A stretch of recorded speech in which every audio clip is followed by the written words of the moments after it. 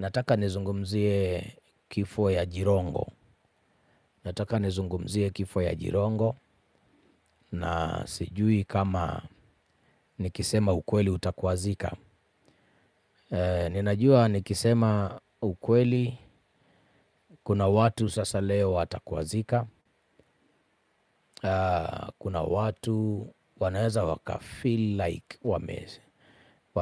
wanafeel vibaya. But mulisema niwe ninawaambia, si ndio?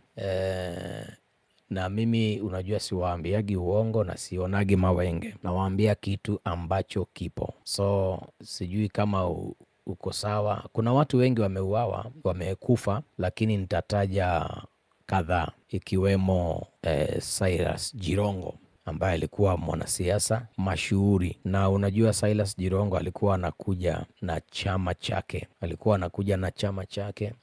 Ilikuwa very powerful, ingekuwa very powerful. Lakini nataka nizungumuze kuhusiana na mambo hayo na mambo yale mengine. Nione mkono kwa kwa comment kama unasema prophet tuambie. Kama unasema prophet tuambie. Yeah. So mwingine anasema in parables. Okay. Yeah, nitawaambia in parables yenye ambayo iko wazi. Yeah. Parables ambayo iko wazi. So I just tell you kwa sababu watu wamekuwa wakingoja sana. Prophet mbona wangelelei nani amemuua fulani? Mbona alituambia wale waliua Were? Mbona aliprofesai hii? Mbona amenyamaza? Sasa leo ngoja nilipue sasa. Ngoja nilipue sasa, ama nitakuwa na mwaga mtama kwenye kuku wengi. Fanyeni siasa mzuri. Ni wangapi wanakubaliana na mimi kwamba wanasiasa wafanye siasa nzuri ambaye haina matusi na iko na adabu? Ni wangapi wanakubaliana na mimi? Let me see you down there on the comment section. Unasema prophet, nakubaliana nawe kabisa. Nakubaliana nawe kabisa. Damu isimwagike. Damu ya Wakenya isimwagike kwa sababu ya uongo, sababu ya kugombanisha watu. Hapana. Watu si wana masikio, wanakusikiza, wanakuangalia, wanakujua. So hizi zingine vituko acheni hizi vituko zingine. Fanyeni kampeni. Kama ni kampeni mnafanya, fanyeni kampeni mzuri. Let me reveal something here. As I said, I'm going to be revealing something today about the death of Cyrus Jirongo. Not only Cyrus Jirongo. Okay, wakati nataka usikilize vizuri ili uweze kunielewa. Haya yote ambayo ninayasema ni kurudia kitu ambacho nilikisema. Haya yote ambayo nayasema, ninarudia tu yale ambayo niliyasema kwenye prophecies za mwaka huu. Na nikawaambia wazi kwamba tuombeni. Nikawaambia wazi kwamba tuombeni kwa sababu ya the year 2026. Nilisema munaenda kushuhudia siasa mbaya sana. Siasa ya mauaji, siasa ya watu wanasiasa kuua wenzao. Na nikasema kwamba kutashuhudiwa siasa mbaya katika nchi ya Kenya. Nikasema mojawapo ni ile siasa za kuuana, kutoana uhai. Nikasema tuombe. Na nikasema pia kutakuwa na siasa mbaya na chafu ambaye itakuwa ya uongo, itakuwa ya uongo, ili ama kwa sababu ya preparation ya 2027, sababu ya preparations za 2027. Nikasema pia siasa mbaya wengine watatumia uchawi ili waende kuua wengine, viongozi wenzao, kwa ajali za gari, ajali za moto, ajali za chopa, ndege. Nikasema mwaka huu tunakwenda kushuhudia siasa mbaya sana katika taifa letu ili la Kenya. Katika taifa letu ili la Kenya. Ni wangapi mnakumbuka? Nione mkono wako juu pale. You do remember what I said. Nilisema vizuri sana. Nafikiri mnakumbuka kile ambacho nilisema. Nione mkono wako hapo. Unakumbuka haya nilisema kabisa. Nilisema kabisa nikiwa madhabahuni, na nikarudia mara kadhaa kwamba tunakwenda kushuhudia siasa mbaya katika taifa la Kenya. Na siasa hizo mbaya nilisema, nilitaja pia kutakuwa na vurugu. Kutakuwa na vurugu. Unaona vurugu iliyotokea majuzi upande wa Gachagua ni siasa mbaya. Ni siasa mbaya kwa sababu wale hawajui. Mimi huwa nacheka kwa sababu huwa ninaangalia mambo vile inaenda. Nacheka sana. Niliona watu leo ni kama niliona watu, viongozi kadhaa wanaandamana. Sijui walikuwa wanaenda wapi, Kalonzo na wengine, wakisema kwamba kama wale askari walivamia Gachagua kanisani hawatapatikana na hawatashikwa, hawatastakiwa, basi wataitisha maandamano kubwa. Na sijui alikuwa ameenda kuuliza wapi, lakini ningeulizwa, ningemwambia Eugene Wamalwa, nimwambie Kalonzo Musyoka, nimwambie Fred Matiang'i, nimwambie nani mwingine ako pande hiyo kina Natembea, nimwambie nani mwingine, nimwambie Martha Karua, nimwambie hii story yote, wakitaka kujua ukweli wamuulize Rigathi Gachagua. Wakitaka kujua ukweli, maana Gachagua ako na ukweli wote. Sisemi ni ukweli gani, lakini ana ukweli yote. Anajua A to Z na anajua hao watu vizuri sana. Anajua into details. Anawajua vizuri sana. Kuliko wahangaike huku na huku na huku, he know them. Na nikiangalia kama prophet, hiyo ni siasa mbaya. Yule nilisema ni siasa mbaya. Kuna mataifa inafanya siasa mzuri, siasa za sera, siasa za hoja, siasa za agenda. Lakini hapa kwetu Kenya, mtu anafanya siasa muradi, bora amekalia kiti, ama bora wa Kenya wamekufa. You see? So, badala wahangaike sana, waulize Rigathi Gachagua, kwa sababu Gachagua anajua yote.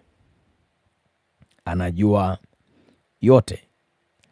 Na mimi siwezi nikawadanganya kama nabii, na waambia ukweli.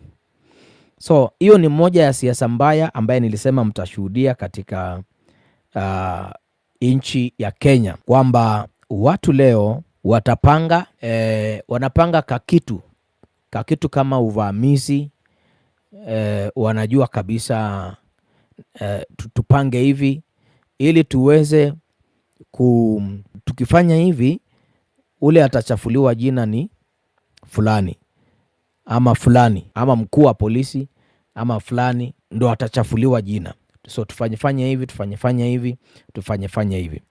And that is a bad politics. It's a bad politics ambaye nilisema mtashuhudia katika taifa lenu mwaka wa 2026.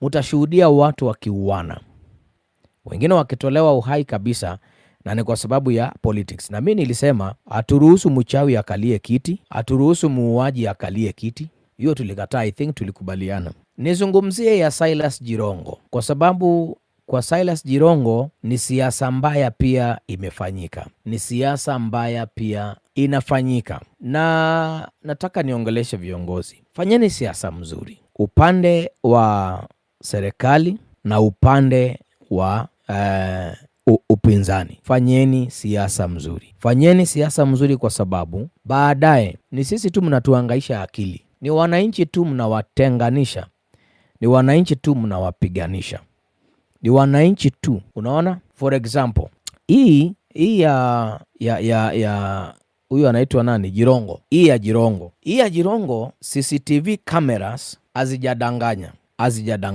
inatuonesha vizuri vile gari imeingia petrol station, lakini hajakaa akatoka. Yeye ndo alikuwa anaendesha gari na ni gari yake, haikuwa ya mtu. Akaingia, labda aliona marehemu, labda aliona ile gari iko mbali, lakini kumbe ile gari ilikuwa kwa spidi. Wakati ana join barabara hakuachia ipite. Kama kawaida sisi madriver, ukiwa una join barabara na kuna gari iko karibu, sheria ya barabara, ya trafiki ya barabara inasema wait, ngoja mpaka apite. So akaingia, alipoingia basi ndio gari zikagongana, akakutana na mauti yake. Taarifa zile zimefuatiliwa, zikatolewa na polisi, zikatolewa na kampuni ya matangazo. Tumeiona kwa Citizen, KTN, NTV, K24, kwa social media, Facebook, kila mahali tumeiona. Lakini kwa sababu nilitabiri, nikasema na nikawaambia mtashuhudia siasa mbaya sana, viongozi mbalimbali wa hiyo region wakaanza kusema fulani ndio aliuliwa na Jirongo, fulani ndio aliuliwa, fulani ndio aliua Jirongo, fulani ndio aliua Jirongo, fulani ndio aliua Jirongo, fulani ndio aliua Jirongo. Me, I can tell you as a prophet, na mnanijua vizuri, hakuna mtu aliua Jirongo. Tumeona vile amekufa, na tena tunaoneshwa wazi kabisa alikuwa peke yake kwa gari, alikuwa na drive, labda tuseme uchawi, lakini vile alikufa kwa accident. Sasa kwa sababu ya tamaa ya viti, tamaa ya jina, tamaa ya umaarufu, na kwa sababu ya roho ya siasa mbaya, kutaka kuchafulia yule jina, yule jina, yule jina, yule jina, yule jina, yule jina, unakuta kwamba ile prophecy nilisema inakuja kutimia na kukamilika, kwamba Wakenya watashuhudia siasa mbaya sana katika nchi yao. Na mimi nataka niongee na viongozi wa kisiasa. Kama Mungu amekubariki utakuwa kiongozi, utakuwa tu, haina haja ufanye, kwa sababu mkiendelea kufanya hiyo siasa mbaya, ngoja nikuoneshe kitu. Let me show you something. In the book of Psalms chapter number 101 verse number 5, kitabu cha Zaburi mlango wa 101 mstari wa 5. The book of Psalms chapter number 101 verse number 5. Biblia inasemaje? Hebu sikilizeni viongozi, sikilizeni wanasiasa, sikilizeni wabunge, sikilizeni maseneta, sikilizeni women rep, sikilizeni magavana, sikilizeni mapresident, sikilizeni deputy president, sikilizeni viongozi wa upinzani, sikilizeni nyinyi wote. Biblia inasema hivi katika kitabu cha Zaburi 101 verse number 5. The Bible says, amsingiziaye jirani yake kwa siri, huyo nitamharibu. Mwenye macho ya kiburi na moyo wa majivuno, huyo sitavumilia naye. Huyu ni Mungu anasema, I will put to death anyone who says evil of his neighbor secretly. The man with a high look and a heart of pride is disgusting to me. Mungu anasema huyo nitamuharibu. Na mimi nataka muangalia wanasiasa wakati wanaendelea kufanya siasa mbaya, muangalie, angalieni vizuri kabisa, angalieni vizuri kabisa. Psalms 101 verse number 5. Angalieni vizuri kabisa. Hawa wanasiasa ambao wanafanya siasa mbaya, Bwana atawaharibu. Kwa nini? Kwa sababu wanafanya hivyo ili kuharibu watu wa Mungu. Maana Wakenya ni watu wa Mungu, wanamtafuta Mungu, wanamheshimu Mungu. Unaona? So, unaona sasa watu wamekimbia kutuambia Cyrus ameuawa na ni fulani ameua Cyrus. Tupatieni evidence, hakuna evidence. Postmortem imefanyiwa mpaka na nini na nini na nini na nini. Wengine wakaja kusema azikwe na tochi. Azikwe na tochi. Ili ule alimuua. Yani kuna wanasiasa wamechukulia Wakenya wajinga sana. Yani unaona tu mwanasiasa angetafuta tu jina ama umaarufu kwa njia ingine. Hii awache, kwa sababu hii inaonekana tu hata ni uongo. Hii inaonekana tu hata hii. Sasa si angewacha hii. So hii mwaka mjiandae kwa siasa, kushuhudia siasa mbaya. Siasa mbaya.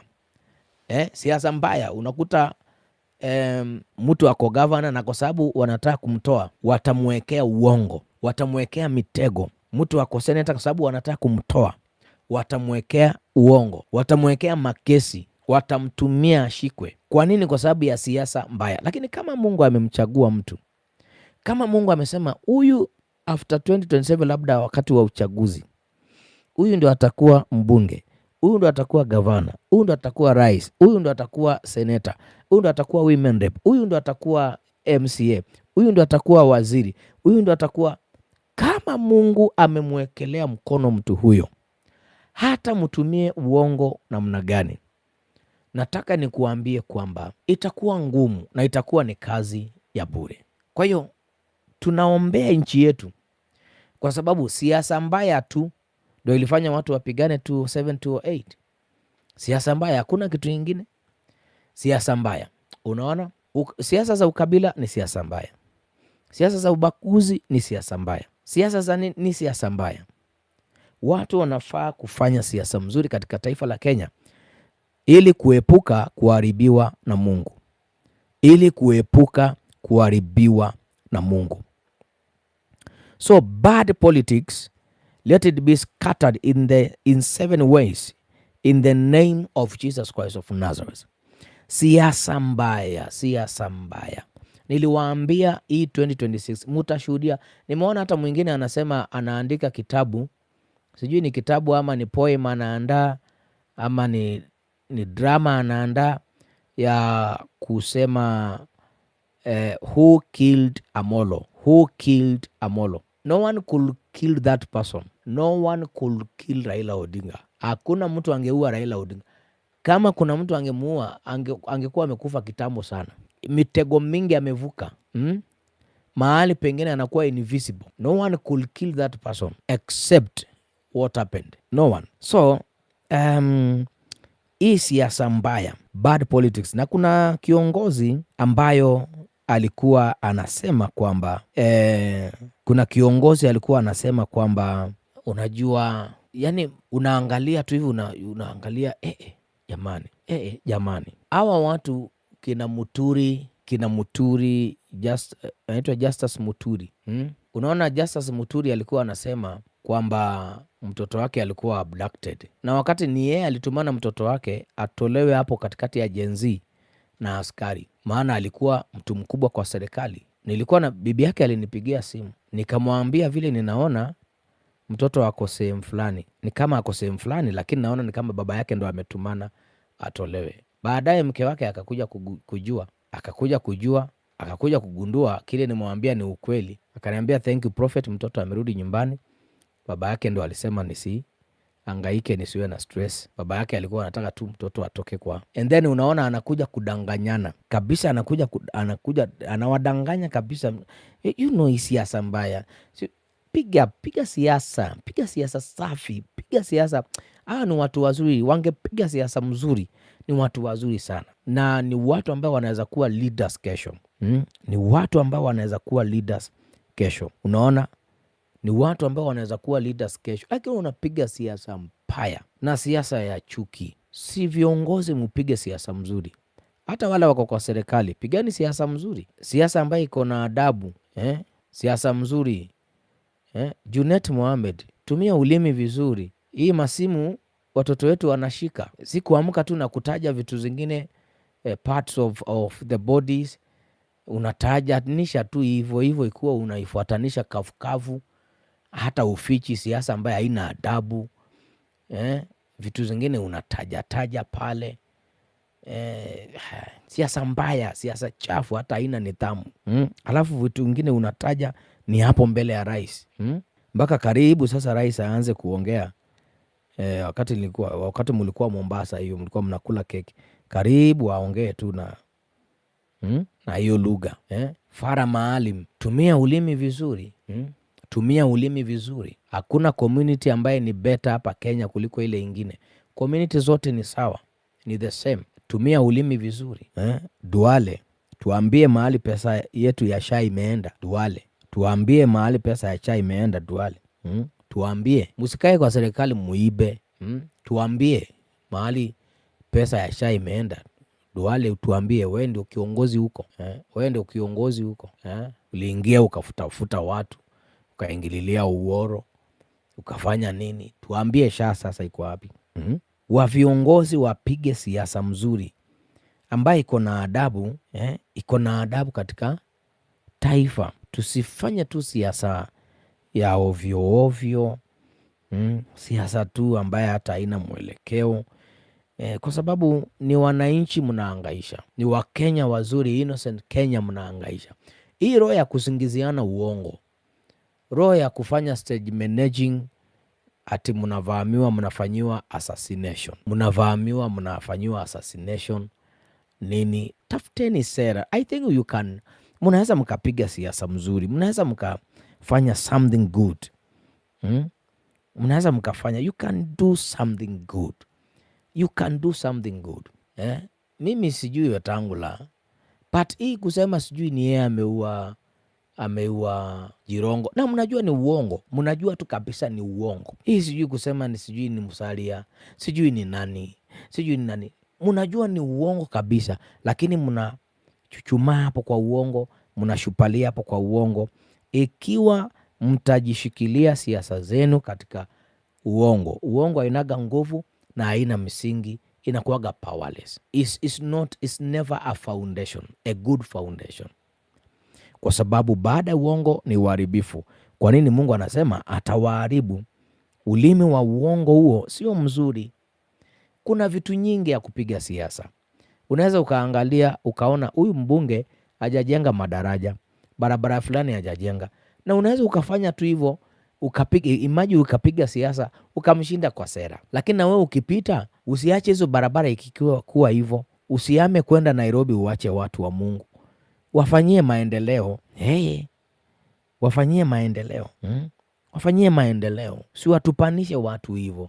Hata kama basi utakula, wapatie kadhaa basi. Kama utawanyima kabisa, wapee 5 kati ya 10. Wapee 5 kati ya 10. Si watupanishe watu wa Mungu hivyo. Na wamekuchagua, wamepiga, wengine hata wanapiga kura na mvua. Wanakaa pale wananyeshewa, wana make sure they voted you in, they vote you in. They make sure they vote you in. And then immediately after voting, after being announced you are a winner, now you forgot everything. Unasahau the purpose of that vote. Mnaweza piga siasa mzuri wa Kenya. Siasa ya kuepeleka wengine kwa wachawi, kuwaendea kuwaloga, wacheni, maana itawageuka, backfire. Siasa ya kupanga kutumana mwingine auawe, acheni, itawageuka. Wanasiasa wote, sio wa upinzani peke yake, wote fanyeni siasa mzuri tu, siasa special, siasa safi, na mtaona Mungu katika kampeni zenu vile atakuja kuwabariki. Mtaona vile Mungu atakuja kuwabariki katika kampeni zenu.